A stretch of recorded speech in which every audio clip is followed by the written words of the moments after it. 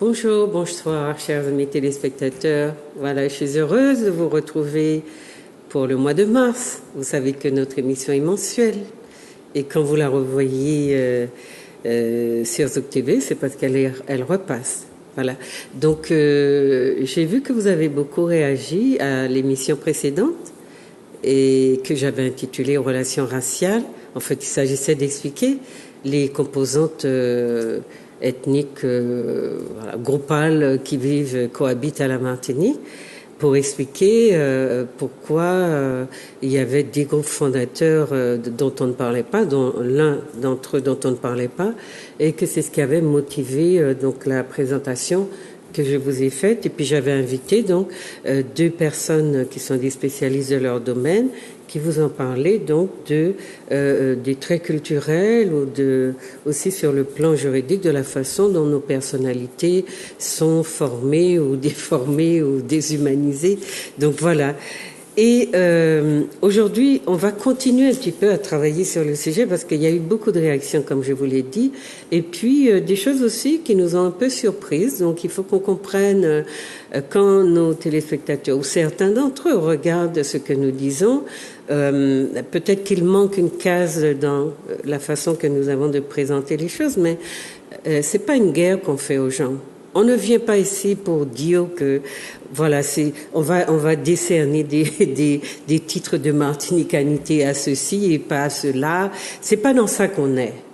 Ce dans quoi on est, et je le répète pour les téléspectateurs qui ne le savent pas, c'est qu'il y a une composante dominante dans cette population qui n'a jamais été reconnue comme telle. Aucune étude sur elle, aucune recherche, aucun dispositif qui fasse qu'on prête attention à cette composante qui est dominante et dont je vous ai dit qu'elle est un groupe fondateur de cette société. Donc, ce qu'on fait là, c'est en fait de combler ce vide. Mais on ne vient pas dire aux gens, d'aller chercher des aïeux ou des voisins ou je ne sais qui, dans quel pays, dans quelle culture, dans quelle race, pour venir dire que la Martinique n'est pas aux Africains. Parce que dans certaines réactions, on comprend bien que c'est ça qui gêne, puisqu'on a pris l'habitude d'étouffer, de tuer dans l'œuf justement tous les apports et toute la réalité de cette composante qui crève les yeux dans la Caraïbe. Mais ici à la Martinique, il y a un problème à dire qu'on a une composante très dominante qui est d'origine africaine. C'est de cela qu'il est question. Il n'est pas question de venir dire qu'on vous enlève ou qu'on vous supprime, mais on va continuer à en parler et chacun va vous dire un petit peu. Voilà, je voulais vous dire ça en introduction. Donc on n'est pas dans des guerres. Il faut pas laisser détourner l'objectif que nous poursuivons ici, qui est d'informer notre population sur sa réalité sociologique, anthropologique et démographique. C'est de cela dont nous vous parlons. Donc, n'allez pas, ceux qui comprennent mal ce que nous faisons, n'allez pas établir ou faire encore mettre dans l'esprit des gens des confusions encore plus grandes et plus graves que celles qui existent déjà. Nous essayons de clarifier la situation, donc c'est cela qui est important. Donc aujourd'hui, je reçois pour vous Dr Valentin Milka. Bonsoir. Oui, bonjour Juliette. Bonjour aux auditeurs de Zouk TV. Voilà. Merci de me recevoir ici, Zouk TV.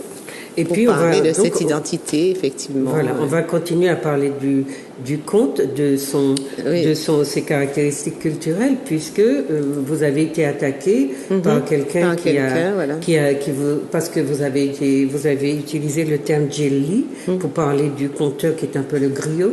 Et bon, voilà. Donc ça aussi, il faut qu'on arrive à en parler. Alors, je reçois, il n'était pas là la dernière fois, mais Didier Michalon. Bonsoir Didier. Bonsoir Juliette, bonjour tout le monde et bonsoir à toute la Martinique, toute la diaspora et tous les auditeurs de Zouk TV de par le monde. Voilà, et puis donc Didier, vous allez nous parler un peu de ce que vous faites, de votre créativité, de votre réflexion aussi sur ce qui est le fond culturel de notre pays, de notre société, si on veut, et qui est, en tout cas de ce pays-là, dont on ne parle pas beaucoup, ou bien dont on exploite les richesses, et etc., sans vouloir en parler. Donc Didier va nous parler de ça, parce que c'est une petite main très, très active, qui crée sans arrêt et qui met en avant les produits locaux, voilà, notre créativité, cette partie de son peuple qui est un petit peu mise dans l'ombre. Et puis nous attendons Maître Monotuka, que vous avez vu la dernière fois, mais c'est très souvent compliqué parce que c'est un avocat et il est souvent dans les salles d'audience. Voilà pourquoi il n'est pas encore là, mais nous l'aurons. Donc aujourd'hui, nous allons essayer de débattre de beaucoup de choses, et si on n'en a pas le temps, on en fera une troisième série, une troisième émission, parce que il est important de clarifier ces problématiques-là. Donc, on est aujourd'hui, donc je ne vous cache rien, nous enregistrons l'émission. Donc, vous la verrez 2 jours plus tard, mais aujourd'hui, c'est le 8 mars. Et j'avais envie qu'on mette un peu l'accent sur la nécessité que les femmes combattent aussi la colonialité en tout cas, le système, dans ce système patriarcaliste, la colonialité qui marque aussi les femmes des pays dominés, donc plus violemment, plus directement, de manière plus impactante que, par exemple, les catégories de femmes dans lesquelles nous sommes, on va dire, imbriqués, enfin je ne sais pas si c'est le mot, mais qui sont dans des sociétés développées, qui vivent des conditions bien plus favorables. Alors je ne sais pas si c'est pas un peu noyer le poisson de faire travailler des femmes de tous les continents, quand dans les luttes au quotidien, toutes les femmes de tous les continents ne s'associent pas.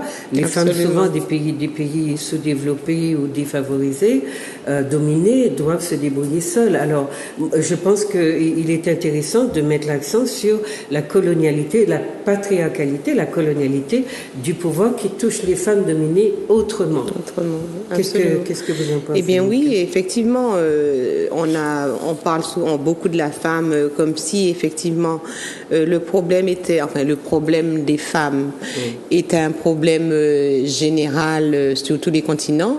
Voilà, mais c'est vrai que dans nos continents dans ce continent américain qui est un continent colonisé, on a quand même des problématiques qui sont beaucoup plus on peut dire exacerbées, puisque nous sommes des sociétés donc qui sont nées dans la prédation et qui sont nées de la prédation non seulement des hommes, mais aussi des femmes, beaucoup plus des femmes, puisqu'il ne faut pas oublier que ce sont les femmes qui transmettent, et donc qui transmettent non seulement par le cas de la procréation, mais aussi culturellement, et ce qui veut donc dire que même quand la femme est dans une situation de prédation, elle transmet elle-même la prédation, puisqu'on le voit souvent, il s'agit de survie, et on le voit souvent, enfin, quand dans c'est un petit proverbe, ou encore, je ne sais même pas si on peut appeler ça un proverbe, qu'on disait autrefois, la dit comme moi, Marie Poulet tout. Et ce sont des choses que les femmes disaient aussi. Et disent encore. Oui. Ce qui veut donc dire que nous avons intégré cette colonialité, c'est-à-dire ce goût, comme disait Maître Monotuka, ces goûts et ces mœurs du colon. Parce qu'il ne faut pas oublier que justement, nous sommes dans une société qui est impactée à 100%, dirons-nous, de cette mentalité coloniale, de cette façon de gérer le monde, de cette vision du monde, qui est une vision coloniale, prédatrice. Et bien entendu, avec le patriarcat, qui est justement le modus vivendi de cette société, des sociétés occidentales. Voilà. Et qui ont impacté aussi nous, en tant qu'Africains, qui avons une autre vision du monde, qui est une vision d'ailleurs qui était plus marquée par le matriarcat, et qui mettait justement, donnait à la femme une place tout à fait spécial dans la vie des sociétés africaines.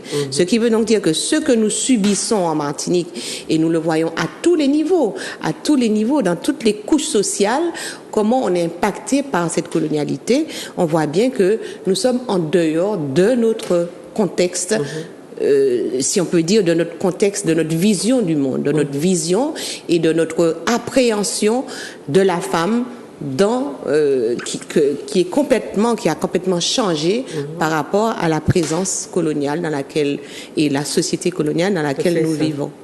Et ce qui est intéressant, c'est il est important peut-être d'attirer l'attention sur le fait que le fait d'universaliser la lutte des femmes, on sait qu'on est dans une société où l'élite intellectuelle a toujours accordé beaucoup d'importance à cette idée qu'on est dans l'universel et qu'on est tous pareils, etc. Et c'est une création, une invention de la France d'ailleurs, puisque un sociologue comme Pierre Bourdieu a beaucoup dénoncé cette façon d'amalgamer des problématiques, des couches sociales différentes, des races différentes, etc. Et je mets race entre guillemets si ça vous soulage. Mais vous voyez, c'est très important de comprendre que voilà, le 8 mars peut être la journée internationale des luttes des femmes, d'accord, mais il y a des femmes qui sont dans des catégories sociologiques très privilégiées et qui d'ailleurs se mêlent très peu de ça. Et il ne faut pas oublier qu'elles contribuent à l'oppression des femmes plus faibles. Nous avons à la Martinique aussi une catégorie de sociale qui est favorisée, qui est celle qui a les 40%, qui peut se payer des femmes de ménage etc.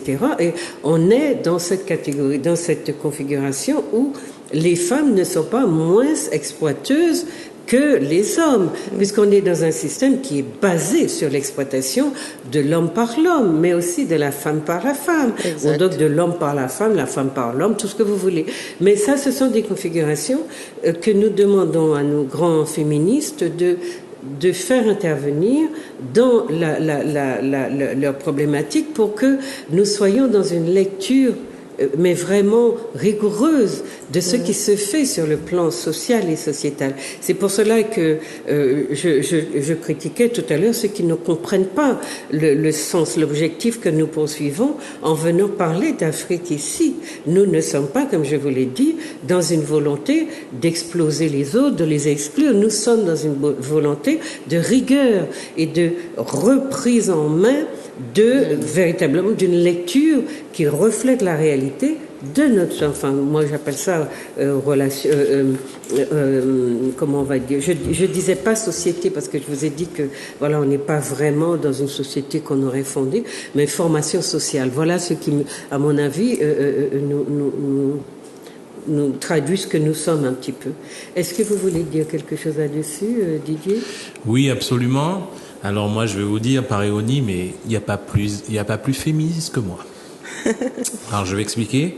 Je répète souvent à mes proches, à mes chéris, je dis, vous savez, si le monde était mené par des femmes, à l'heure qu'il est, on ne serait pas dans cet état. C'est clair. Oui. Et là, je parle en tant qu'analyste, mais amateur à mon humble place, structurelle, conjoncturelle, c'est une chose, mais structurelle de la société. La vérité, c'est qu'on a été dans une mésestime, entre guillemets, plongeante de nous-mêmes et surtout des femmes. Et à partir du moment où on ne met pas les femmes, je veux dire, à leur juste place, absolument.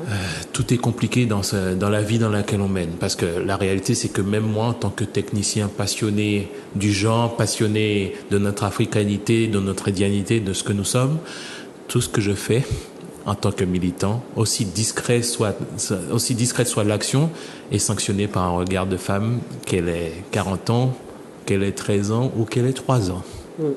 C'est comme ça, parce que elles ont un regard, même à 3 ans, vous avez un regard, je le dis, hein, je parle de femmes en général, et bien sûr, même une petite fille, une poupette, aussi délicieuse soit-elle, à 3 ans, elle a l'analyse qu'il faut. Et je pense qu'il est temps de remettre les choses à l'endroit. Et je suis partisan, comme tous nos combats, entre guillemets, de faire converger tous ceux pour lesquels on est. Et s'arc-bouter contre une vision, c'est pas mon leitmotiv. On a une énergie énorme qui nous est livrée peut-être de Kama, parce que quand je parle de Kama, je parle de l'Afrique. C'est comme ça que je l'appelle. Et je vois Kama comme une merveilleuse femme, avec de merveilleux trésors dont nous sommes issus. Et il est temps de réimprégner tout ce que nous faisons, tout ce que nous pratiquons avec ce regard, parce que la femme est, j'aime pas le terme potomitan, mais si on la met au centre de nos attentions, on l'a remis en cause. Au centre de notre attention, on va revoir, notre intelligence culturelle et imprégner toutes nos activités jusqu'à être économique pour se rendre compte que la vision qu'on nous impose, sur laquelle on converge toutes nos luttes, il est temps de focaliser et de bouger le curseur de nos énergies sur tout ce que l'on désire, mais je vais être plus explicite par la suite. De toute façon, on ne fait pas l'émission, chers amis, sur cette journée du 8 mars, mais comme notre souci est aussi d'introduire un peu de rigueur dans nos analyses, nous attirons l'attention sur le fait que la femme vit dans un modèle et elle le reproduit. Ce que disait tout à l'heure Dr Valentin, c'est ça. C'est-à-dire que quand nous disons coq moins déro, Marie-Paulette moins, on est totalement dans un modèle machiste, sexiste, j'allais presque dire raciste, dans la mesure où quand même c'est un type de réflexion qui détermine des comportements, parce qu'il ne s'agit pas de dire ça, il y a des comportements, ou bien pas maintenant vienne ban moins, c'est nos mamans qui racontent ça, c'est raciste. Il y a énormément la parole des femmes. Voilà. D'ailleurs, il y a une Guadeloupéenne qui a écrit Parole des femmes, parole à femme. Et c'est très intéressant de voir la violence de la parole des femmes. Donc là, on n'est pas en train de vous dire, là encore, pour qu'il n'y ait pas de misinterprétation, de fausse interprétation, on est en train de vous dire que nous sommes dans une société qui est un système qui est marqué par, qui a une orientation idéologique, politique, et qui est marqué par véritablement le profit. C'est ça son intérêt. Et elle a domestiqué les groupes, les mentalités, les cerveaux des dominés, de manière à ce qu'ils lui emboîtent le pas. Donc il faut bien que vous compreniez que nous ne sommes pas innocents, mais nous ne sommes pas, j'allais dire, responsables des crimes comme le sont les criminels. Mais d'une certaine façon, comme ils nous prennent comme complices dans leur façon de penser, de faire et d'être, bien nous devenons leurs complices, donc nous sommes un peu aussi les criminels. Et c'est juste attirer l'attention sur ce fait qui nous importe ici, de dire que les femmes sont bien sûr plus souvent victimes que les hommes. Elles le sont dans le domaine des violences physiques, peut-être pas dans celui des violences psychologiques. Parce que justement, les faibles développent des recours dans d'autres domaines, des compétences dans d'autres domaines. Donc, elles ne tapent peut-être pas autant, mais sur le plan des violences physiques, des paroles, des comportements, elles peuvent être d'une violence inouïe. Donc moi, je suis une femme, ou bien comme pour d'autres, je ne suis pas là pour cacher idéologiquement les défauts des gens, ni pour dire oui, la société martiniquaise est indienne parce que j'ai une maman qui est d'origine. Non, je regarde la réalité et je la traite. C'est ça le rôle d'un scientifique. Et nous, dans ce groupe, ce que nous avons envie de faire, c'est de partager avec vous cet esprit de rigueur. Mais il ne faut pas que ceux qui interprètent de travers nos propos viennent, comme je le disais tout à l'heure, vous induire en erreur, introduire encore plus de confusion dans vos esprits. Donc, restez vigilants, analysez ce que nous vous disons. Et je vous répète, nous étions venus parler d'Afrique assez fréquemment parce qu'on ne parle pas d'Afrique dans cette société et plus de 80% de la population est d'origine africaine. Donc il y a un tchak, comme on dit dans notre langue. Il y a un tchak. Et on ne peut pas, sur le plan, être un scientifique, sociologue, et qui travaille beaucoup aussi en anthropologie, en ethnologie, venir accepter cette façon très, très, je trouve, raciste de traiter notre composante principale et notre société, notre réalité sociale. Elle se décline scientifiquement pour peu qu'on soit assez honnête pour le faire. Alors, Maître Dominique Monotuka est arrivé. Nous avons commencé sans lui, mais on a non, on vous a excusé. Donc, on était en train de dire 2 mots sur la journée du 8 mars pour montrer que, voilà, c'était pas, que toutes les classes, les catégories, les races, etc., ne vivent pas la même condition, mais c'est une journée universelle. Et donc, on a fait un petit point sur l'universalisme pour dire qu'il fallait quand même être vigilant parce que toutes les catégories de femmes, c'est pas parce qu'on est femme qu'on vit les mêmes conditions. Donc, je ne sais pas si vous voulez dire quelque chose à ce sujet. Non, pas spécialement, sauf que, en effet, on a, je dirais quand même, rappeler je dirais ce qui, à mon avis, est perçu par tous, à savoir que lorsque on parle de la journée de la femme, on parle de la femme. Et lorsqu'on parle de femme, il y a plusieurs dimensions. Il y a la dimension corporelle, la dimension spirituelle, la dimension mentale, et puis il y a la dimension institutionnelle. Et donc, donc il y a cette dimension biologique, tangible, et puis cette dimension institutionnelle. Et donc, lorsqu'on parle de violence, cette violence peut être, je dirais, décidée arbitrairement par un autre être humain, une femme ou un homme, vis-à-vis de telle femme. Et cette violence peut ne pas être, par conséquent, légitimée par l'institutionnel, par le droit, par l'ordre. Et donc là, à partir de là, on conçoit que, eh bien, cet ordre, cette institution, puisse réagir et rétablir en fait la relation, sanctionner et réparer en fait la victime et créer les conditions pour que ça ne se reproduise pas. Et puis, nous avons aussi l'autre violence, la violence institutionnelle. Et donc là, il s'agit dès lors en fait, puisqu'on parle de violence institutionnelle, d'interroger c'est quoi la femme, hein? Qu'est-ce que la femme pour le législateur? Qu'est-ce qu'est la femme? Voilà, quel statut en fait on a donné à cet être tangible, voilà, dans que les institutions infériorisent. Voilà. Donc à partir de là, la chose est plus, je dirais, plus complexe. Ah oui. Et elle est moins traitée par nos féministes. Oui. Parce que justement, c'est un pouvoir qui prétend être légitime, qui institue en fait cette violence. Et à partir de là, on peut concevoir en fait assez aisément que ce législateur, ceux qui tiennent alors l'institution violente, essaie de donner les moyens pour pérenniser cette violence. On n'explore pas pour l'instant les raisons de ce législateur, mais en tous les cas, voilà.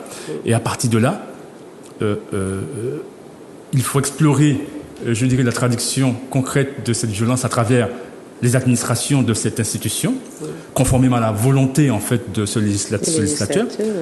Je dirais comment les différentes sous-institutions de cette institution générale en fait qu'est la société, comment en fait cette violence se décline à travers en fait par exemple les décisions judiciaires, à travers la relation au travail, à travers la relation à l'intérieur du couple, à travers la relation entre mère et enfant, parce qu'il s'agit de ça aussi. Il faut savoir que l'institutionnel, et c'est un peu le cas s'agissant du droit qui nous gère à Martinique officiellement, le législateur n'a cessé de donner des droits aux enfants et qui en fait ne cesse de diminuer l'autorité parentale en fait de la mère. Déparentalisation. Voilà, tout à fait. Donc il y a tout en fait tous ces mécanismes là qui sont là et qui en fait insidieux mais qui ne sont pas révélés vraiment. Voilà. Et donc c'est pour ça que bien entendu il faut prendre la dimension éthique de tout cela. Il faut condamner en fait l'injustice, mais il faut se donner le moyen en fait pour l'étudier, en saisir les subtilités, les hypocrites, c'est-à-dire ceux qui prétendent en fait combattre en fait cette violence et qui en réalité en fait sont ceux qui les activateurs, les activateurs et les préservateurs, d'accord, et pour ne pas dire les prédateurs. Voilà. Donc voilà. Et donc et je terminerai là, on voit bien en fait que c'est le modèle de société qui est interrogé également. C'est le modèle de société. C'est ce qu'on a dit tout à l'heure. Voilà. Alors, oui. J'en ai terminé pour l'instant. Non, mais c'est, je ne sais pas si Mika, vous voulez dire. Non, ça va. Je voulais juste dire qu'effectivement, c'est une vision systémique qu'il faut avoir du problème, du problème des femmes, du dit problème des femmes. Et il faut s'interroger aussi sur un mouvement qui a fait beaucoup bouger le monde, le MeToo, ou bien Balance ton port, qui n'a pas eu d'écho à la Martinique, alors que à tous les coins de rue, nous avons des problématiques de ce type-là à traiter.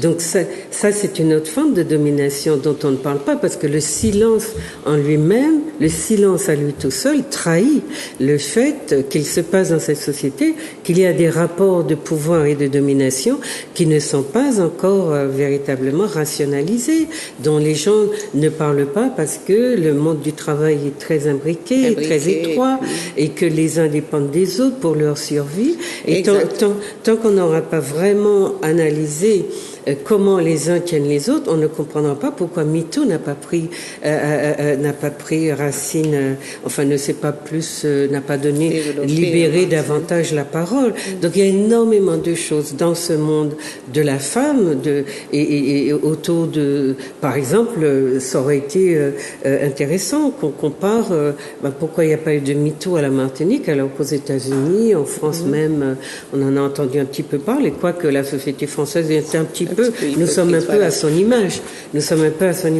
Et puis il y a aussi un phénomène, c'est que ceux qui vous financent, c'est difficile de les dénoncer. Donc les mouvements féministes sont financés aussi par l'État, par les structures en place. Donc c'est probablement que, je sais que, ça ne fera pas. On reste encore dans la problématique de la survie. Exactement. Et ça fera pas plaisir qu'on le dise, mais il faudrait qu'on œuvre, qu'on développe des formes d'activisme ou d'action qui nous rendent plus autonomes. Et parce que tant que nous dépendons de ceux que nous dénonçons, c'est clair que c'est difficile. En tout cas, la situation de la femme à la Martinique, elle est très spécifique, et la domination se décline sous des multiples formes qui ne sont pas encore analysées. Et je le dis parce que je le sais, et que même si je ne suis pas interrogée sur la situation des femmes en général, en tant que sociologue, j'ai beaucoup travaillé le sujet, et je peux vous dire que nous avons la petite partie émergée de l'iceberg que nous traitons, mais que la grosse masse, elle est cachée sous l'eau, et qu'il faudra qu'un jour, pour que nous soyons dans la rigueur sociologique à laquelle nous aspirons, socio-anthropologique, politique, etc., et bien que nous parlions des vrais problèmes de notre société, voyez. Alors, donc, nous avons aujourd'hui le projet de continuer un peu les débats que nous avons vus. Didier, vous avez vu l'émission ? Oui, absolument. Je m'en suis imprégné, bien sûr. Vous avez été interpellé par quelque chose de particulier ? Oh, partout.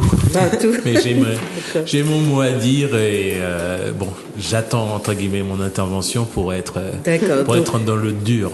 Voilà. Donc ce que j'avais dit, c'est que ce que nous voulions faire, c'était faire émerger notre réalité dans un cadre scientifique maîtrisé, rigoureux et non idéologisé, puisque le fait que on évoque la réalité de certains groupes à la Martinique qui ne sont pas forcément les groupes fondateurs, et que l'un de ceux qui est le groupe fondateur est laissé pour compte de des livres d'histoire, des thématiques débattues, que personne dans les chercheurs n'ont vraiment fait l'effort de se connecter au continent africain pour comprendre l'origine des populations et culturellement ce qu'ils faisaient.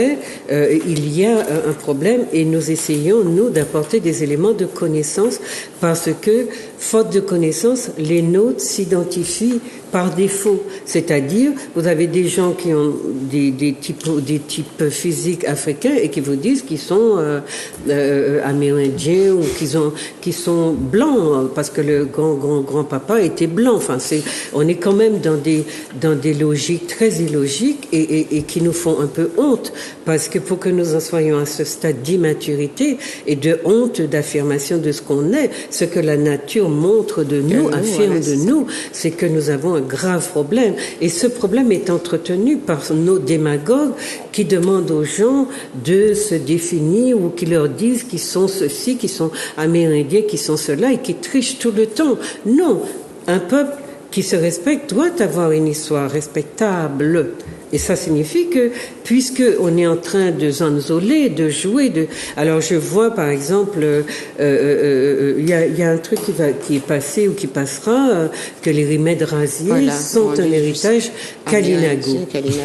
Je veux dire que des personnes chez nous affirment, fassent des conférences et induisent toute la population en erreur sur ce fait-là. Je trouve que c'est une posture qui frise le racisme. Et je le dis délibérément, je prends mes responsabilités. Vous ne pouvez pas, sans avoir fait dans un pays à composante plurale, c'est-à-dire où il y a beaucoup d'origines, mais je vous ai parlé des deux groupes centraux dont il faut qu'on tienne compte des réalités culturelles, et je vous ai dit dans des rôles très différents. Institutionnels, ce sont les Blancs, et tout ce qui est de la culture qui nous fait vivre au quotidien, ce sont les Africains.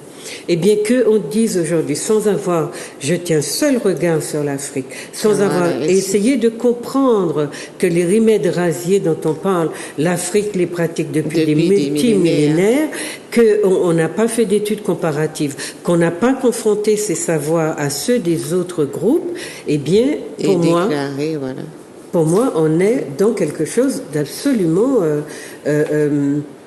qui interroge nécessairement. Quand je vous dis que ces postures, à mon avis, sont racistes, je ne comprends pas l'intérêt qu'a quelqu'un qui travaille sur comment on appelle ça, la pharmacopée. La pharmacopée. Je ne comprends pas pourquoi on prend ça tellement personnellement qu'on décide que ce sont les Kalinago parce qu'on ne veut pas savoir que les Africains. Mais ce sont deux peuples qui vivent sur les mêmes latitudes. Et ce sont des peuples qui ont les mêmes herbes, les mêmes trucs. À la limite, il faut montrer, comme je le fais, et j'essaye de le faire dans mes travaux, montrer la part africaine et la part... Non, au contraire, on ratiboise et on dit que ça, c'est...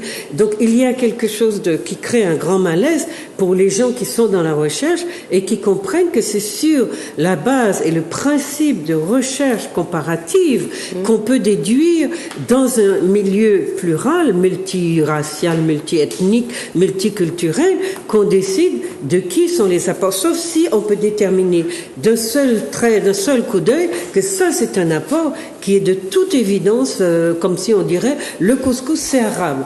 Et encore, toutes les recherches qu'on fait aujourd'hui montrent que le couscous n'est pas arabe, mais sénégalais ou malien ou d'Afrique de l'Ouest. Vous comprenez? Donc on n'a jamais fini d'étudier, d'écrire. Et comment on peut se permettre d'exclure comme ça tout un peuple? Donc à la limite, moi je suis prête qu'on dise les deux ont apporté quelque chose, mais on ne peut pas dire que les remèdes rasiers, comme je l'ai vu écrit sur cette affiche, sont un héritage Kalinago.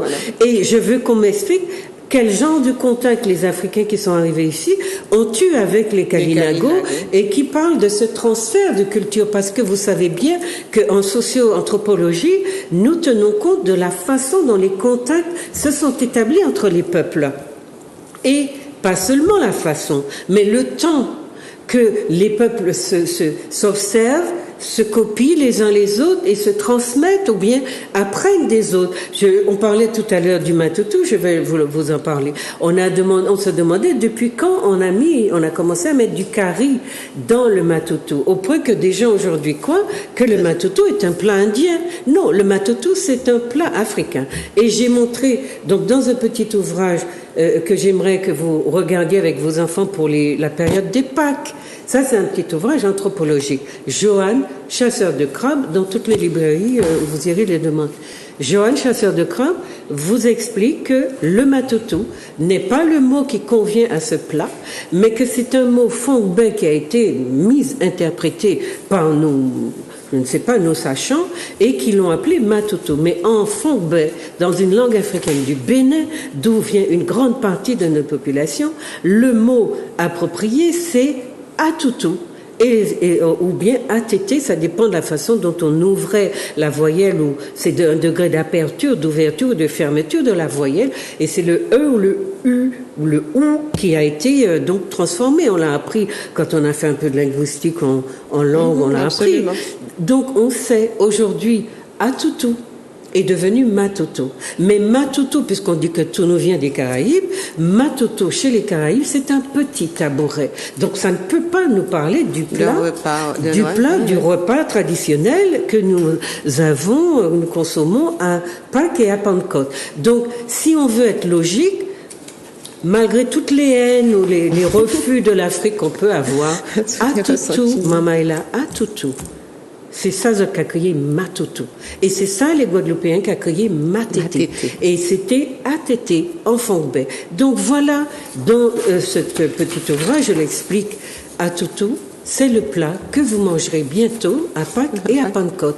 Et c'est un plat, que vous le vouliez ou non, qui vous vient d'Afrique. Donc, il faut comparer, faire des comparaisons. C'est pour ça que je demande que quand nous avons un trait de culture sur lequel nous travaillons, il faut que nous cherchions les différents apports. Je l'ai fait sur l'entraide. J'ai montré que le jardin qu'on appelle créole n'était pas amérindien, qu'il était africain. Mais je n'ai pas rejeté le jardin amérindien. J'ai montré en quoi il est spécifique, comme le jardin des Blancs. J'ai montré en quoi il est spécifique. Donc j'ai procédé à des comparaisons pour tirer mes conclusions.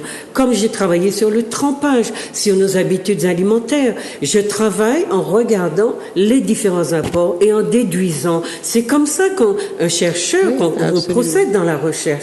Donc, avant de venir affirmer blogodo que c'est pas ci, c'est pas ça, il faut que vous soyez...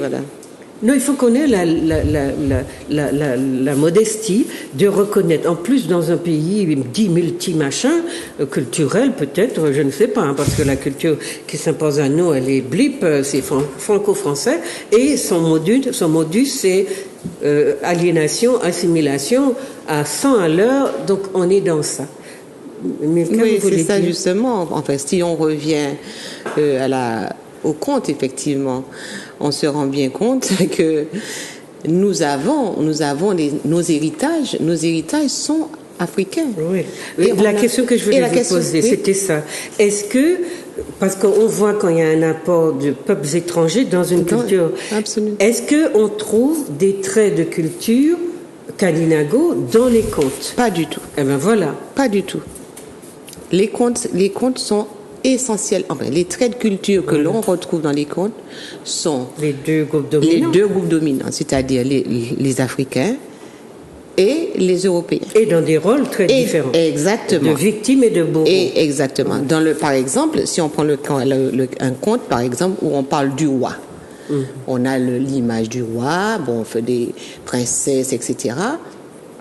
Et on est dans une relation avec des Africains et le conteur va justement mettre le roi dans une position dans laquelle qui fait envie. C'est-à-dire que l'Africain a envie de se marier avec la fille du roi. Donc, il est toujours dans une quête. Et cette quête, c'est une quête de reconnaissance, d'élévation dans la société. Ce qui veut donc dire que on voit bien les personnages, ils restent dans leur rôle. Et bien sûr, le conte étant dit par des Africains, étant pensé par l'Africain, automatiquement, il va utiliser des stratégies, ce qu'on a déjà dit, des stratégies pour pouvoir atteindre son objectif. Et son objectif, par exemple, dans la conquête, par exemple, de la princesse, de la fille du roi, pour épouser la fille du roi, il va utiliser des méthodes. Des méthodes qui font leur preuve, qui ont fait leur preuve et dont on parlait justement la dernière fois, qui sont des méthodes qui restent dans le domaine de la mentalité de l'époque, de la mentalité coloniale, c'est-à-dire il faut utiliser la ruse, il faut utiliser des stratégies de débrouillardise, il faut utiliser des stratégies prédatrices pour pouvoir arriver à ses fins. À la conquérir. À conquérir donc le mensonge, etc. Tout ce qui est utilisé pour justement accéder à réaliser parce qu'on peut dire qu'on est dans le conte, c'est un petit peu le domaine du rêve, du mythe, etc., de l'imaginaire. Donc, automatiquement, on veut réussir. On veut toujours réussir. Donc, on utilise des méthodes. Mais on sait bien que ces méthodes-là, ce sont des méthodes qui ont été, qui se sont, qu'on a observé sur la plantation. Qu'on a observé sur la plantation et qui sont des méthodes qui sont valorisées, et non seulement elles sont valorisées, mais elles sont opérantes. C'est-à-dire qu'on réussit. Quand on utilise ces méthodes, on réussit. Donc automatiquement, ça devient pour l'esclavisé la méthode à adopter pour pouvoir s'en sortir. Ce qui veut donc dire que pour parler des femmes, parler des femmes, beaucoup d'hommes effectivement ont développé ces stratégies de mensonges pour arriver à les conquérir. Et elles ont découvert après coup qu'il était marié ou qu'il avait triché. Mais ces méthodes-là ne sont pas des méthodes africaines. Ce ne sont pas des méthodes africaines. Voilà, il faut qu'on bien comprenne nos téléspectateurs fassent bien. Ce sont deux mondes qui sont différents, mais il y a un basculement progressif du monde de l'Afrique vers ce monde-là, parce que c'est lui qui domine. Donc automatiquement, c'est lui qui est le monde de référence. Absolument. Donc automatiquement, si on vous dit que il faut battre cette personne-là pour réussir, vous allez la battre, et puis c'est tout. La battre et la battre. Ce qui veut donc dire que nous avons adopté des principes, des goûts qui ne sont pas de chez nous. Et bien entendu, et c'est pour ça qu'aujourd'hui, par exemple, nous sommes dans le déni. Parce que nous voyons, et souvent on entend les gens dire « Ah oui, nous avons perdu nos valeurs ». Je dis ça assez souvent, mais les gens ne disent pas de quelles valeurs il s'agit. Parce que de quelles valeurs? Est-ce que ce sont les valeurs de la société esclavagiste? Est-ce que ce sont les valeurs de la société coloniale que nous avons perdues? De l'Église. Est-ce que ce sont les valeurs de l'Église, alors qu'on sait le sens prédateur de l'Église? De quelles valeurs parle-t-on? Et personne ne veut dire de quelles valeurs il s'agit. Effectivement, ce sont les valeurs de la société, de la société africaine, des sociétés africaines, les valeurs de la vision du monde de l'Afrique. Effectivement, comme on l'a vu, du partage, du rapport à la femme, de l'entraide, etc., qui sont totalement différents. Et si bien que c'est cette forme de déni, c'est-à-dire que les gens sont persuadés que c'est l'Occident qui a apporté des références et des référents. Et on sait très bien que les référents et les références de la société occidentale, ce sont des référents de prédation. Donc, on ne peut pas faire de notre société prédatrice la société de la beauté, de la bonté universelle, et qui fait qu'après les gens tombent des nues et vous disent c'est parce que je crois en la justice, je veux de la justice, etc. Et comme je discute avec Dominique, effectivement, comment tu peux exiger à une justice qui est fondamentalement hors des circuits de la justice, c'est-à-dire fondamentalement injuste, d'être juste avec toi? Il y a un problème. C'est qu'on n'a pas compris justement qu'on est dans un système, et que ce système-là, il faut le remettre en question. Et la place qu'on occupe. Et la place qu'on occupe dans ce système. Puisque la justice, elle est faite par le groupe dominant. Et le statut qui est le nôtre, c'est celui de groupe dominé. Et il n'est pas question, il n'a jamais été question, il ne sera pas question, tant que le système soit celui-là, que nous soyons à égalité avec le dominant. Donc il faut que cette logique-là apparaisse très clairement. Voilà, et qu'elle s'imprègne dans nos mentalités. Réclamer justice à ton prédateur, c'est comme si tu disais au lion de ne pas te manger. C'est tout. Alors, sur la question, donc, on ne trouve pas de traces. On ne trouve pas de traces d'amérindianité dans le conte. Il me semble que j'avais lu aussi un monsieur Walouza qui disait ça. Absolument. Donc, ça, c'est important. Quand on parle d'une culture, de sa configuration, des éléments d'influence extérieure qui sont venus s'ajouter, l'épaissir ou etc., l'enrichir comme on veut, on doit trouver des traces. Si il y a eu contact de civilisation entre ces différents groupes, on doit trouver des manifestations de ça, surtout dans la tradition orale et dans l'imaginaire. Absolument. Or, la question des remèdes rasiers qu'on attribue uniquement aux Kalinago, avec lesquels les Africains, il y en a eu quelques-uns au début, mais ont eu très peu de rapports. Et en plus, ils ont disparu et les Africains mouraient, on l'a rappelé, la durée de vie d'un Africain, c'était entre 5 et 7 ans. Donc, imaginons qu'il y ait eu des contacts entre les premiers Africains et quelques Kalinago survivants. Eh bien, ces gens-là sont morts. À quel moment ils ont transmis éventuellement? Donc, toute cette stratégie explicative et etc., pour ne pas reconnaître que les Africains, et quand vous regardez, vous suivez de près ce qui se passe sur le continent, la somme de remèdes rasiers, de connaissances, de savoir qu'ont les Africains sur tout le continent, c'est faramineux. Et c'est d'autant plus incroyable que nos gens travaillent sur les Kalinago qui sont morts, qu'on a exterminés, qu'on a exterminés, et ils veulent absolument nous convaincre que ce sont les Kalinago qui nous ont donné la culture que nous pratiquons. Absolument. Donc moi je dis, nous on est même dans la culture du manioc, hein? Absolument. Non, mais je l'ai expliqué dans la culture de l'entraide. C'est un livre qui vous parle des habitudes alimentaires, des habitudes alimentaires. Des Africains, sont des Amérindiens. Mais non, mais je veux dire, à ce moment-là, ce que les Africains font là sur le continent, ils sont venus le prendre chez les Kalinago. Mais c'est les mêmes choses. Il y a énormément de pratiques d'herboristerie, de naturopathie, de tout ce que vous voulez. Et encore, il y a beaucoup de choses qu'on a perdues, tous les massages et tout ça, que les Africains pratiquaient. Donc, nous, on essaye de vous dire, non pas qu'il faut mettre de côté.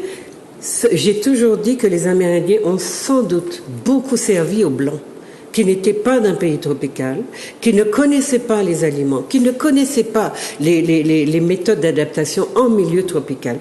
Et les Blancs les ont bien utilisés avant de les exterminer. Et c'est ce qui a fait qu'ils ont survécu ici. Je veux bien qu'on me dise que les Blancs ont apporté la culture des Kalinago aux Africains. Maintenant, je vous dis, dans les cuisines des Blancs, c'était des négresses qu'il y avait là, des Africaines. Et le goût des Blancs de notre pays, le goût des bétiers, c'est un goût africain. Et je peux vous le dire, le décliner de mille façons différentes. C'est un goût africain, parce que c'est l'Afrique qui était dans la cuisine de ces messieurs, qui faisaient les plats. Même le goût du lait, du tété de nos femmes était dans sa coule dans ses veines. Donc non, on rigole pas avec ça. On essaie, si c'est une guerre que les gens veulent, ben il faut la faire avec des arguments en béton, mais il y en a des tonnes. Alors, maman, elle n'a pas parti à ce Alors, je veux juste apporter un petit élément par rapport. J'ai travaillé l'étude des comptes, j'ai fait une étude comparée entre la République dominicaine et la Martinique. Et la République dominicaine, on sait très bien, enfin, donc c'est la première colonie occidentale du Nouveau Monde, du dit Nouveau Monde. Et donc, dans les comptes de la République dominicaine, pas de traces d'amérindianité. On aurait pu croire que c'est là qu'on devait en trouver. On aurait pu en trouver. Puisque les contacts étaient beaucoup plus importants. Voilà. Et c'est pas le cas. Et en plus de ça, la deuxième question qui se pose aujourd'hui, cette recherche ou cette revalorisation de l'indigénisme. C'est ça. Ça s'est produit en République dominicaine depuis justement la révolution haïtienne. Et effectivement, on a voulu tellement éliminer toute l'africanité en République dominicaine qu'on a décidé qu'on était tous des Indiens en République dominicaine. Et les gens les plus noirs, comme moi, étaient devenus des Indiens, des indios. Chez nous, voilà. Ils disent pas qu'ils sont indios. Et puis ils se disent, alors il y avait Indio Oscuro, donc c'était des gens de mon teint, Indio Lavado, c'était lavé de ton teint, etc. Donc tout le monde était devenu indien. C'est pour te dire que l'indigénisme, ce courant que nous en sommes en train de vivre aujourd'hui en Martinique, depuis disons une dizaine d'années à peu près, ce courant indigéniste et indianiste, on peut aussi appeler, est revenu, et quelque chose qui est très vivant dans l'esprit colonial, parce que justement, il est question de rejeter l'Afrique de tout ce qui existe dans la Caraïbe. Et nous sommes en train d'emboîter le pas à cette idéologie, alors que tout nous démontre que nous sommes dans un pays où les mœurs et les goûts les pratiques que nous avons culturelles, ce sont des pratiques africaines. Mais il me semble que ça, c'est une démarche d'une classe qu'on appelle mulâtre. Absolument. Qui ne revendiquait pas forcément à corps et à cri comme avant sa paternité avec les Blancs, enfin les liens de paternité avec les Blancs, et qui se sont transposés dans la catégorie des Amérindiens. Ceci dit, il y a quelques personnes qui ont des racines. Absolument. Mais comme je le dis, on ne fait pas d'un événement mineur, individuel, etc., un événement collectif. Et l'impact d'un groupe qui est numériquement important, qui pratique les mêmes traits culturels, et pour ça, on va répondre donc au Djeli, est beaucoup 100 fois plus marqué dans le paysage et dans les transmissions qu'un individu qui est venu avec un savoir, etc. Donc, quand nous avons des gens qui jouent aux apprentis sociologues, historiens, etc., Maman est là, il y a des cours pour ça. Eh bien, si nous voulons avoir une parole officielle et documentée là-dessus, formons-nous. Il y a maintenant des possibilités de comprendre comment fonctionne une approche anthropologique d'un groupe, les contacts culturels, les diffusions. Vous avez des groupes en anthropologie, anthroposociologie, vous avez des personnes qui ont vécu dans des pays en groupe fermé et qui n'ont jamais influencé la culture du pays. Et je peux vous en donner puisque c'est ça qui m'intéressait. Et donc c'était comment on se diffusait le contact, par le contact, comment se diffusait ou ne se diffusait pas les traits culturels. Donc tout ça, anthropologiquement, sociologiquement, on peut le démontrer.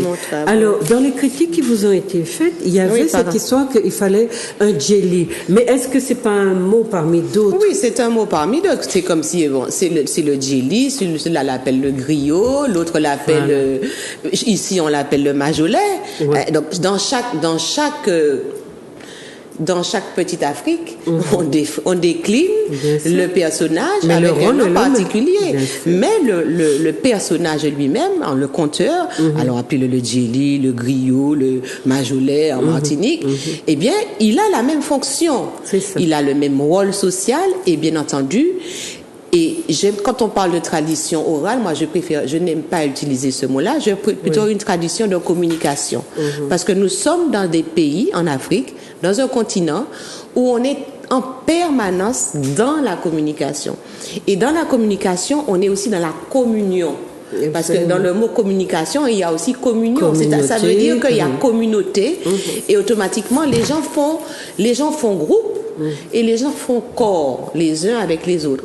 Et c'est pour ça que le pacte aussi important de ce qu'on appelle le griot, le Djeli. Alors j'ai eu une attaque me disant que est-ce qu'on est Bambara, etc. Mais on est tous de tout ça. Hein? On est tous ça. On est tous de ça. Oui. On est Bambara, on est Malinké, on est Sonenké, on est Ewe, on est Fon, on est alors les gens de chez nous qui ont fait une recherche ADN le certifie. Hein. On a des Ewe, on a des Djolo, donc tous les peuples se sont retrouvés. De toutes les façons, les gens quand ils allaient faire les razzias, ils entraient à l'intérieur de l'Afrique. Il faut pas croire. C'est pas seulement les gens des côtes. Il y avait une progression vers l'intérieur. Ce qui veut donc dire qu'on peut se décliner. On peut se décliner avec tous les termes que l'on utilise. Pour pouvoir. En fait, c'est la fonction. Exactement. C'est la fonction sociale et le rôle que ce personnage a. Et c'est pour ça qu'il est essentiel dans la formation de notre imaginaire. Et c'est pour ça que l'usurpation qui a été faite, c'est-à-dire le conflit qui s'est introduit dans la vision du monde de ces des deux partenaires, si on peut dire en présence, fait que justement le conteur ici, le majolais, c'est comme ça qu'on l'appelle en Martinique, le majolais a eu un rôle essentiel dans la transmission des valeurs coloniales et a éclipsé ces valeurs, et ce n'est qu'à partir de 1848, c'est-à-dire à l'abolition, qu'on a vu justement Et on peut très facilement dater les contes par rapport à leur création. Et ce qui veut donc dire que avec la 1848, on a vu naître justement cette civilisation, reprendre ses marques.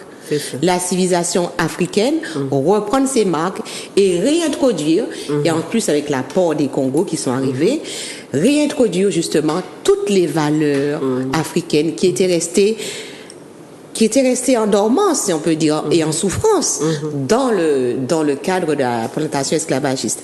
Et on a vu réapparaître tout ce que nous avons vu, tout ce que tu vois dans l'entrée des compagnies. Mais le fait que les gens ont pu s'éloigner de la plantation, ce lieu de vraiment et de damnation pour eux, et puis se répandre dans les mondes où ils ont justement créé cette civilisation, recréé leur civilisation. Ils ont reproduit leur civilisation. Ils n'étaient pas sous la surveillance humaine, et puis sous la contrainte d'un travail forcé. Donc ils ont revécu. Ils ont vécu comme ils auraient pu vivre s'ils n'étaient pas sous la Ça veut dire que c'est une mémoire vive qui s'est prolongée dans la façon d'occuper les sols, de pratiquer l'entraide, etc. Si bien que quand on cherche effectivement les vraies survivances ou sauvegardes de la culture africaine chez nous, c'est dans ces endroits-là. Parce que ils se sont éloignés de la plantation et qu'ils ont pu vivre à l'africaine comme ils l'entendent. Donc dans la culture de l'entraide, c'est un peu ça que je raconte. Et c'est vrai que c'est fondamental de comprendre que après l'abolition de l'esclavage, nous avons remis la main sur notre identité, notre identité africaine, et nous avons travaillé à déconstruire tout ce que nous avions appris dans la plantation. Réappris à fonctionner comme des Africains. Groupe, et l'entraide est redevenue, parce que sur la plantation, c'est la construction de l'individualisme absolu, le plus de l'opportunisme, de l'arrivisme, de l'individualisme, et même au niveau des proverbes. Même dans les années 70, les Martiniquais avaient une sainte horreur du compère lapin. On traitait aux gens des saprés compères lapins, etc. Les gens avaient une sainte horreur. Mais Negmao aussi. Voilà, exactement. Sacré Negmao. Mais ça, c'est encore dans une autre façade. Et c'est effectivement dans le cadre de l'assimilation. C'est ça. C'est-à-dire qu'à partir de l'assimilation, on a une reconquête, si on peut dire, de la créolité. Enfin, je vais laisser pas une reconquête. Oui, c'est une exacerbation. Comment on appelle ça? Un nouvel assaut.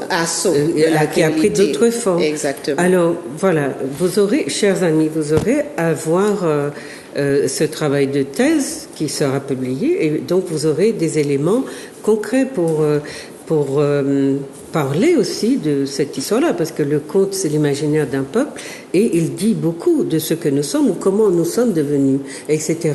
Donc, vous retenez de ce que nous vous disons là, que nous ne sommes pas en train d'exclure les autres, mais que nous sommes en train de réinclure l'Afrique dans l'histoire de la Martinique, ce que les autres ne font pas, y compris chez les universitaires, c'est tous ceux qui ont des thèmes de recherche. Nous demandons à ces gens de se tourner, même sans trop faire d'efforts, de jeter un petit coup d'œil sur l'Afrique pour qu'ils réalisent combien les choses sont à fleur de peau, et qu'on peut les cueillir vraiment au lieu d'aller raconter, nous inventer. Ça s'appelle l'invention du réel, une invention d'une nouvelle société par des gens qui refusent l'existence et qui vont vous créer dans une société totalement artificielle. Bon, on va demander donc à Maître Monotuka s'il veut nous dire deux choses là-dessus. On était dans l'idée que, voilà, on continue à informer les gens. Alors, il y a quelqu'un qui avait dit, qui a écrit un message disant que c'est la première fois, avec l'émission de la dernière fois, qu'elle comprenait le lien que vous faisiez entre le fait qu'on est des affranchis et qu'on est traités comme des sous-humains. Donc, c'était peut-être, il y a des explications plus larges à donner. Oui. Donc, je vais rebondir en fait sur ce que vous avez pu en fait échanger là à l'instant. Alors, j'ai rappelé à la dernière émission l'existence claire et nette de la culture en fait du colon. Bon. Et j'ai rappelé aussi que cette culture avait été instituée, c'est-à-dire avait pris la forme en fait de l'autorité de conduite officielle avec un système de sanctions si je dirais tous ceux qui faisaient partie, qui étaient intégrés dans cette société, si l'un ou l'autre en fait habitant de cette société ne respectait pas en fait les règles en fait de cette société. Nous avons vu aussi qu'en fait que cette culture instituée, qui est la culture du colon, et que le colon a désigné comme étant la culture créole, nous avons vu que cette culture qui s'est traduite en société est une culture qui exclut l'identité humaine. Hein, on enlève l'identité humaine et ce sont des identités fictives, maîtres, esclaves, affranchis, qui vont... L'invention d'un nouveau réel, en fait. Oui, tout à fait. Nous sommes dans la fiction, le monde de la fiction. D'accord ? Voilà.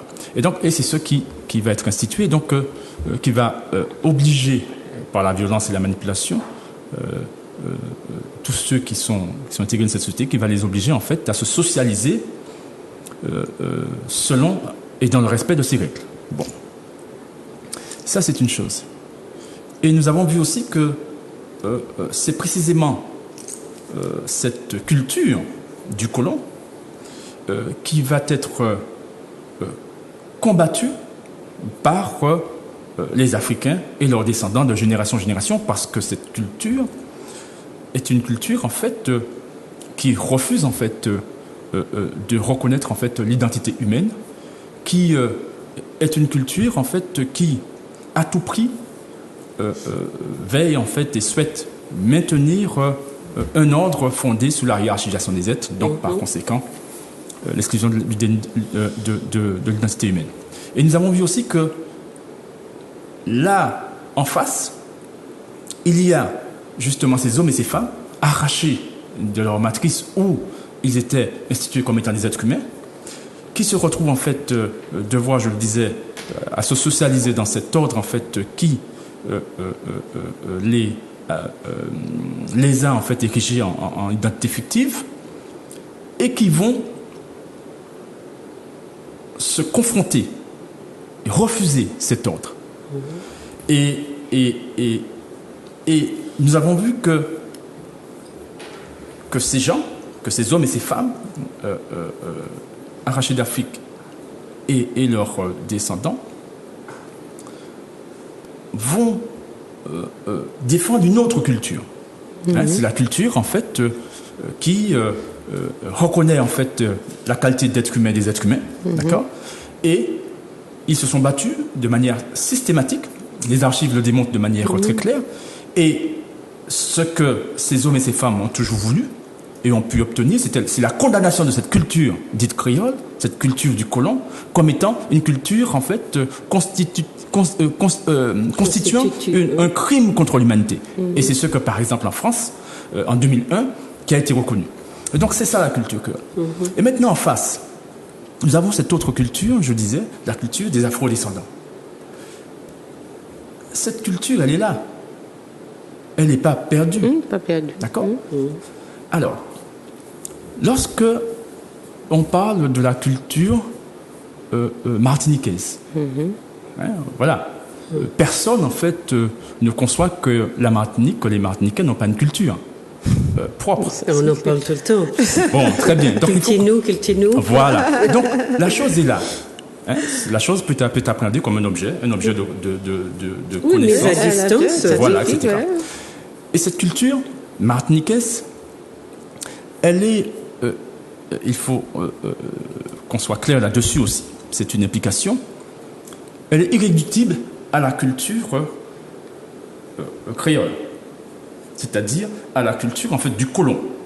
La culture, je parle en fait de la culture des afro-descendants telle que nous l'avons définie tout à l'heure. Donc, lorsque je parle de la culture martiniquaise, je fais référence précisément à la culture des afro-descendants, cette culture en fait qui est structurée bien entendu, hein, c'est une culture qui s'affirme en fait comme une structure sociale, hein, et cette société-là, hein, qui dans laquelle on se socialise et que l'on préserve, que l'on pérennise, elle existe. Et cette société, c'est celle en fait qui m'intéresse, parce que c'est celle en fait qui nous a été léguée par nos ancêtres. Et c'est celle en fait que nos ancêtres ont élaboré, ont préservé depuis en fait leur matrice originelle, la matrice d'Afrique, où ils étaient reconnus comme étant des êtres humains. Ils ont préservé cette conscience d'être humain qu'ils sont, et ils se sont battus. Et ce faisant, de génération en génération, ils nous ont en fait transmis cette socialité-là et cette volonté-là, qui explique en fait que aujourd'hui, eh bien, comme vous le savez, nous étions dans les rues le 27 février dernier pour demander le respect de notre humanité. En quoi faisant? En quoi exigeant la justice. Et la justice consiste en quoi? Consiste à reconnaître en fait les bourreaux qui nous ont empoisonnés et à réparer les victimes. D'accord? Donc on voit bien qu'en fait que la correspondance entre le respect de notre humanité et la justice, elle est là. L'une va avec l'autre. La justice que l'on demande, c'est la reconnaissance et le respect de notre humanité. Et là, nous sommes en fait dans cette socialité propre, dans cette société propre, dans ce que j'appelle la société martiniquaise, c'est-à-dire qui renvoie à la société léguée, préservée, encore vécue et transmise par nos ancêtres et aussi par nous-mêmes qui sommes ici, la génération vivante. Et donc, c'est ça. Et là, nous sommes en fait au-delà de savoir comment nous faisons le carnaval, par exemple. Quels sont les éléments du carnaval de manière ethnologique, etc., etc. Influence en fait d'une couleur, de personnages, etc., etc. Au-delà de ça, ce qui m'intéresse en fait, c'est de saisir en fait la structure sociale, notre structure sociale qui propre, opère, et qui opère, et qui fait qu'aujourd'hui, eh bien, la société martiniquaise existe, et qui fait qu'aujourd'hui, cette société-là, elle est connue et reconnue, elle se perpétue, et elle nous livre en fait, par conséquent, un système de valeurs, mais surtout une structure qui correspond à des règles.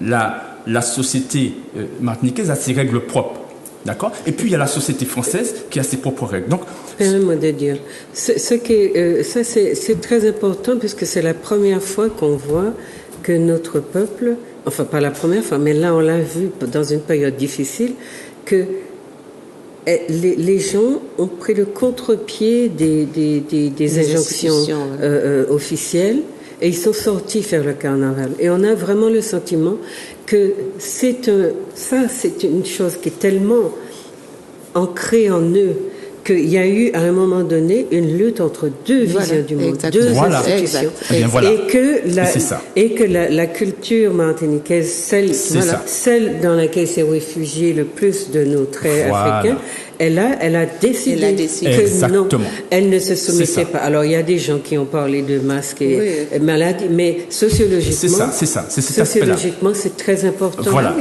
Dans ce que tu expliques là, c'est ça. C'est déterminant en fait. Voilà. Et là, à partir de là, eh bien, il convient, après avoir déterminé l'existence en fait de cette culture-là, la nôtre, de l'étudier, de la connaître et d'assurer de manière maîtrisée sa transmission. Parce que c'est elle en fait qui garantit et qui a garanti jusqu'à présent notre éveil, Voilà. notre conscience, notre identité notre humaine, spécifique. voilà, en tant qu'être, en fait, voilà. Exact. Donc, ça, c'est déterminant. À partir de là,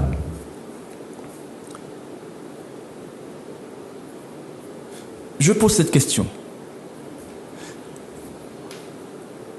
Puisque nous avons vu qu'il y a deux sociétés, la société martiniquaise qui est nommée, qui est reconnue, voilà, et puis il y a la société du colon. Rappelez-vous comment la naissance, il y a la société en fait de ceux qui disent non à cet ordre de la hiérarchisation des êtres, Absolument. et puis il y a la société de ceux qui disent oui à la hiérarchisation des êtres. Voilà ces deux sociétés dont tu parlais, Juliette, là, de la confrontation. Voilà, la confrontation. Bon, je pose la question. Est-ce que cette société-là, de l'ordre de la hiérarchisation des êtres, existe-t-elle toujours? C'est-à-dire qu'en fait, s'est-elle muée en une société fondée sur le respect Voilà, de la nature humaine? voilà. C'est-à-dire, en fait, a-t-elle disparu A-t-elle muté? en tant que société? Non? Non, elle ne peut pas muter puisqu'elle est radicalement Voilà, c'est ça, voilà. différente Voilà. de la société Absolument. défendue par les Et afro-descendants. elle s'impose maintenant par la force, Donc, de manière parce qu'elle voilà. bloque C'est ça, c'est contre ça. l'autre. Pour comprendre, en fait, parce qu'il faut bien sûr. comprendre la confrontation, La ce qui s'est passé le confrontation. 27 Absolument. février, et puis tout le reste, en fait. Pas seulement, le carnaval aussi a Tout été à fait, un exactement. moment très révélateur. Exactement. Donc, il faut que l'on comprenne, en fait, que... Mais pourquoi ça devrait être en harmonie? Oui. Donc, s'il n'y a pas d'harmonie, c'est parce que ces deux sociétés se confondent, et c'est parce que toutes les deux, en fait, continuent à exister. Mais quand j'ai toujours dit D'accord. que notre société est bicéphale, Absolument. et Elle continue on nous à parle exister. de créole comme si on a Oui, fait, oui. on a fait Une fusion, une sorte pâte, de, voilà. Mais Voilà. la réalité anthropologique, si nos Voilà. gens, si nos chercheurs se mettaient au travail sérieusement, c'est ça. ils ne nous auraient pas servi des Mais macadams bien sûr, comme ça, ça. il n'y a aucune Voilà. rigueur scientifique. Donc, C'est peut-être là- leur travail. Donc là, en Bien l'occurrence, il faut comprendre en fait que, en réalité, Ouais. et personnellement, j'ai eu à faire la démonstration dans le cadre en fait de ma thèse de doctorat, mais aussi après, que la société de la hiérarchisation des êtres demeure instituée Absolument. et que c'est elle en fait qui s'est fonctionne. appropriée la puissance de la légalité Légal, oui. Exact. et de la puissance en fait de la sanction. Mais les aspects D'accord. régaliens, D'accord. voilà. Elle les a maîtrisés. Exactement. Donc, Et c'est ça. Voilà. Donc elle est là, elle existe. Elle est là. Absolument. Et nous en sommes suffisamment conscients. Il suffit de manière d'analyser notre histoire, je dirais, contemporaine. Prenons l'exemple du carnaval ou prenons l'exemple en fait du 27. Vous voyez deux exemples en fait, ou bien Récent, de très 2009 récent. aussi. Voilà. Qu'est-ce qu'on retrouve? On retrouve cette conscience vivace de l'existence Voilà. des deux sociétés. Des deux sociétés. Et on retrouve la Exactement. confrontation de ces deux Absolument. sociétés. Absolument. À partir de là, ça devient intéressant. Parce que nous avons à faire un choix. Exact. Quelle société on choisit? On veut vivre dans quelle société? Exact. Quelle est la société dans laquelle on veut vivre? Optimal. Oui, mais La bonne. laquelle? Voilà. Donc il faut qu'on soit très clair là-dessus. Et là, nous sommes dans la réflexion scientifique. Nous ne sommes pas dans la spéculation, nous ne sommes pas dans l'idéologie. D'accord? Les choses sont claires là-dessus. Et donc à partir de là, vous comprenez qu'en fait, qu'une fois que on est, je dirais, rempli de cette prise de conscience, je dirais le choix est vite fait. Pour certaines catégories qui bénéficient, moi Donc- je crois qu'il y a des catégories qui bénéficient Non, du mais oui, système. non, mais j'entends bien. C'est- Bénéficier du système, il faut réfléchir aussi à cette notion parce que Voilà. il y a quelque chose en fait. Bon, je vais vite là pour revenir en fait, je dirais à cette Oui, on va à cette laisser- vision vas-y. systémique, mais il y a quelque chose en fait qui se cache derrière en fait ceux prétendument qui profitent de ce Voilà. système. Et là, La on pense corruption, voilà. aux afro-descendants. Oui. C'est qu'en réalité, Ah non, pas nécessairement. non, principalement, pas nécessairement, principalement Non, aux en termes de afro-descendants parce que classe ceux qui sociale. Là, il faudra introduire non, des non, les analyses classes en sociales, termes de non, classe. les classes sociales, c'est autre chose. Là, je parle en fait de modèles de hiérarchisation des êtres où, en effet, il y a en fait des cadres, parce que rappelons, c'est quoi le système de hiérarchisation des êtres? C'est un système qui qui est racialisé. Donc par conséquent, qui donne des avantages à d'autres en fonction, etc. La parcimonie, en fait, mais nos classes sociales sont racisées. Mais c'est ça justement. C'est bien pour ça que j'en parle. Voilà. Donc en fait, il faut bien, en fait, pour pouvoir bien saisir, en fait, je dirais la dynamique de ces classes sociales, les caractériser comme étant des classes sociales racialisées et inscrites dans la dynamique, en fait, de la hiérarchie, de la société de la hiérarchie. Et donc, pour revenir en fait aux deux matrices. Alors, maintenant. Dominique. Non, je voudrais au moins conclure dans un premier temps sur ce point. Revenons à notre matrice. Celle, en fait, je disais, on a un choix à faire. Bon. Alors, nous parlons d'une, en fait, la société martiniquaise, la société des afro-descendantes, la société léguée par nos ancêtres à nous-mêmes. Et qui se manifeste à travers, en fait, les différents temps, périodes que nous avons donné comme exemple, en fait, le 27 février ou d'autres. Bon. Mais, qu'est-ce qui est aujourd'hui nécessaire pour nous, pour qu'on soit, je dirais, aller au bout de notre cohérence? Dominique. Je termine juste. La lumière vient d'être allumée et Didier ne s'est pas encore exprimé. La lumière vient d'être allumée. Oui, parce qu'il est arrivé très en retard. Non, mais il ne s'est pas exprimé. Il faut qu'on c'est déjà. Regarde la lumière. Juste une petite phrase. Ce que je veux dire, je terminerai là. La nécessité, évidemment, de se réapproprier ce modèle de société qui est la nôtre. Exactement. Voilà. De l'étudier et d'assurer sa transmission maîtrisée. Ce que je dois dire aussi à ce stade, c'est que nos travaux sont très avancés à ce sujet et que nous avons les éléments qui nous permettent de l'appréhender de manière scientifique, de manière structurelle.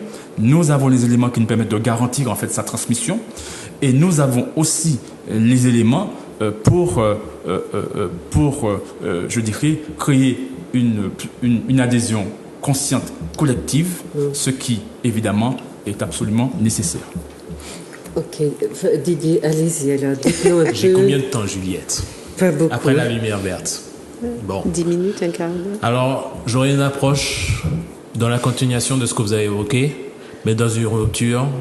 Et c'est un message pour les jeunes générations qui sont là, qui se sont mobilisées.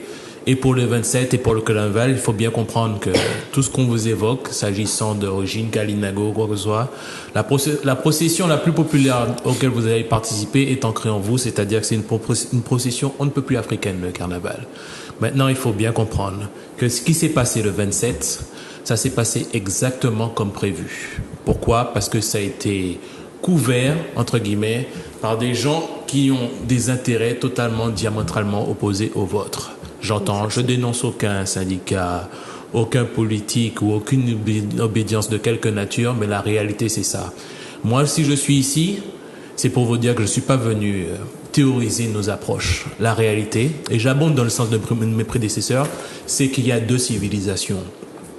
Le temps n'est plus tellement à théoriser. Le temps est à prendre fait de cet acte-là et voir comment on fait. La société martiniquaise, aujourd'hui, je vais vous dire ce qu'elle est. Il y a un versant prédateur et un versant grandement noir. Ce que vous avez assisté au carnaval, c'était la grandeur noire qui malheureusement a été pilotée et contrôlée entre guillemets pour que tout se passe comme prévu. Le temps est arrivé pour que rien ne se passe comme prévu, en tout cas comme ils ont prévu en face. La réalité, c'est qu'il faut laisser place à la vérité. La vérité est la société qu'on appelle de nos voeux, qui avait déjà été dessinée par les nouveaux libres. Quand je dis ça, ceux qui ont investi les mornes et pour qui le Belay était l'âme du peuple, eh ben, il est temps que ça revive. Parce que là, on n'était pas sous le joug des prédateurs et il a fallu se réinventer. C'est-à-dire retrouver, quand je dis se réinventer, c'est se rechercher nous-mêmes au plus profond de nous, notre jardin, la façon dont on mange, la façon dont on se soigne, la façon dont on s'habille, la façon dont on crée des meubles, la façon dont on exprime toute notre culture. Et ça, c'est la matrice civilisatrice. C'est pour ça que j'ai aimé tout particulièrement ton ouvrage, Juliette. culture d'entraide. Parce qu'on pose la base. Et la réalité, c'est qu'il faut refaire vivre cette civilisation-là. La réalité, c'est que notre jardin, nous avons une façon de cultiver. La façon de manger n'est pas la façon des Occidentaux. Vous savez, si j'ai une lecture aussi claire aujourd'hui, et qui peut-être fait peur, et qui n'est pas noiriste, parce qu'il faut pas croire, les leucodermes, pour ne pas dire les blancs, comprennent précisément ce que je dis. La réalité, c'est qu'en un regard, je pars du principe que les blancs nous mentent depuis le début. Ouais. C'est ça. Et ce que je vous évoque là, j'ai cette vision-là depuis que j'ai à peu près 15 ans. Et comme je dis toujours, dans notre petit pays qu'on chérit tant, j'ai eu peut-être tort d'avoir raison trop tôt. Mais la réalité, c'est que nous avons un jardin. Moi, j'ai déjà commencé à faire le tour, entre guillemets, de la Martinique. J'ai été l'initiateur, alors je suis, entre guillemets, le concepteur de la charte visuelle que vous voyez sur Zéro Poison. Je suis un militant depuis très longue date. Quand vous voyez Zéro Poison, c'est Didier Michalon qui a derrière tout, et puis bien sûr relayé par le formidable travail des sœurs qui ont pris, mais la charte éthique, c'est moi. Alors j'explique. Quand je dis Zéro Poison, c'est qu'on nous a empoisonné l'intellect. On nous a empoisonné la vie au quotidien et il est temps de se dépolluer. Exact. Voilà. La réalité, c'est que l'heure de la révolution est arrivée chez nous, aux Antilles, et que la révolution passe par 3 phases. Ridicule, dangereux, évident. Alors je reprends des préceptes de Schopenhauer qui ont été peut-être relayés par Idrissa Berkane, mais c'est la réalité. La réalité, c'est que le 27 février, nous aurions pu être dangereux. Mais nous avons été tournés en ridicule parce que menés, voilà, pour que tout se passe comme prévu. Et quand nous étions face au tribunal, peut-être que nous étions 23, pour accompagner nos frères Lulu, Volcan et d'autres qui ont été molestés ce jour-là, nous étions dangereux. Pourquoi ? Parce que les yeux étaient ouverts sur ce que nous ne voulons plus. La jeunesse martiniquaise aujourd'hui, la jeunesse qui brandit le drapeau rouge, vert, noir, qui n'est aucunement Kalinago. Et qui chante chez nous blindés, qui n'est aucunement Kalinago. Tout ça, c'est de la diversion. Pour vous éloigner de ce que vous êtes vraiment, vous êtes des Africains de la Caraïbe. Et il est temps de sublimer ça et dessiner les contours de notre civilisation. La réalité, c'est que vous êtes des consommateurs d'huile de coco.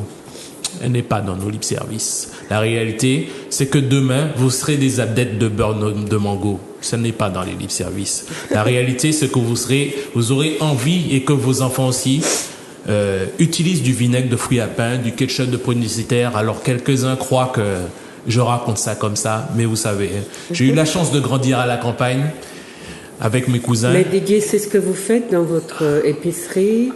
Vous faites des vêtements. Alors je vais dire très clairement, je ne suis plus dans une épicerie ou dans un supermarché.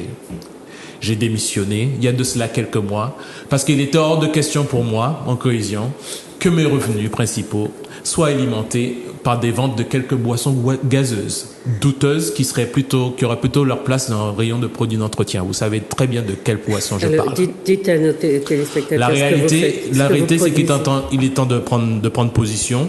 Vous me voyez aujourd'hui en tant que Didier Michalon, mais mon nom Kamit, que je ne révélerai pas ici, mais par la suite, veut dire très clairement qu'il est temps de dire à un autre, au Kamit, que le paradis, c'est ici et maintenant. Et qu'il est temps d'actionner. Je ne suis pas là pour théoriser. J'aurais pu faire une thèse, j'aurais pu faire un doctorat sur les villages comme on doit vivre, sur la monnaie comme on doit vivre. La réalité, c'est mais qu'il faut... vous avez créé une monnaie aussi. Oui, c'est une chose. Une monnaie locale. Oui. Vous créez des vêtements, vous créez tous les aliments dont vous nous avez parlé là.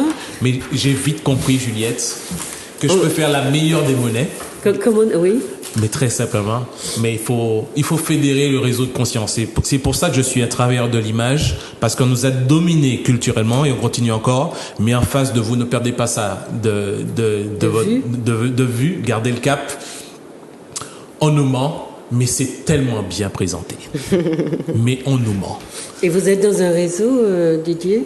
Je suis dans plusieurs réseaux. Mais je suis si les gens veulent vous rencontrer... Moi, je me veux un être libre, ils peuvent me voir sur mon profil Facebook. Je ne sais pas si le moment est l'heure de donner mon téléphone, mais je ne me cache plus. Donnez-le. 06 96 309 324. Et vous êtes sur Facebook comme Didier Michalon ? Je suis sur Facebook comme Didier Michalon. Maintenant, je suis venu dire aux jeunes qui sont là et qui attendent que ça bouge, qui n'ont pas peut-être les tenants et aboutissants, mais qui sont convaincus que cela suffit, de leur dire qu'il y a des gens qui pensent concrètement à la structuration de ce qu'il nous faut. Parce que réclamer, dénoncer auprès des chasseurs blancs, alors que nous sommes des lions et des gazelles, il est temps de converger notre énergie vers ce que nous voulons pour nous et nos enfants. Exact. Merci Didier. Alors, la lumière a clignoté, ça signifie que c'est fini.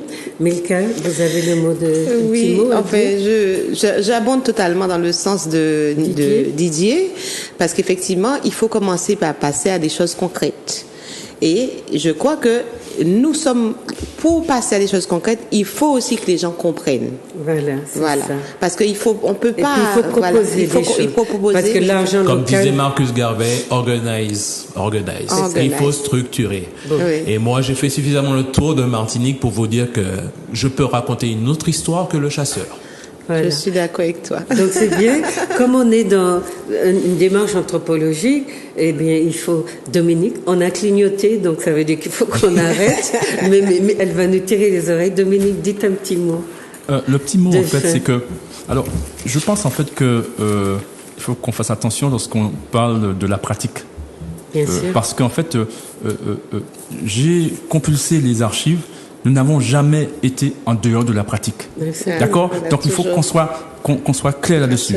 Et donc la deuxième chose, la théorie, c'est je termine. Oui, non mais tout à fait. La théorie, c'est de la pratique. Et puis la troisième chose que je voudrais dire, ça sera pour une prochaine fois alors. Merci de nous brutaliser, cher Manuela. On remercie quand même la technique, on remercie Zouk TV, Manuela et puis Manuela Monlou et puis Monsieur Garnier. Et je voulais juste vous dire qu'on n'apaise pas une société en lui demandant d'être gentille et résiliente.